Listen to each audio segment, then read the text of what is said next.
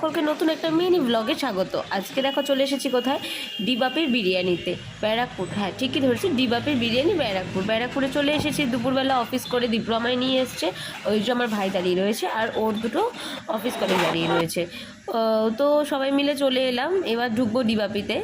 প্রচণ্ড লাইন থাকায় আমরা পাশের একটি দোকানে গিয়ে বসে একটু চা টা খাই, তারপর এবার আমরা ঢুকবো। তো চলো দেখতে থাকো।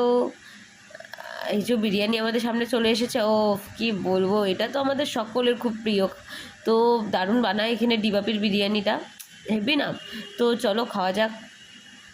এবার খাওয়া হয়ে গেছে, আমি একটু ক্যাটমেরে ভিডিও করছি একটু ভয়েস। আমি বিরিয়ানির কিছু রিভিউ দেবো। বিরিয়ানিটা ভালো ছিল, তবে কোয়ান্টিটিটা একটু কমই পেয়েছি। আগের বার যখন গিয়েছিলাম কোয়ান্টিটিটা বেশি ছিল মনে হয়েছে।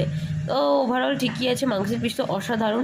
তো চলো দেখতে থাকো। এরপর যাব হচ্ছে অফিস থেকে তারপর বাড়িটাতে। ভাই বাড়ি চলে যাবে, দীপ্র ভাইকে বাড়ি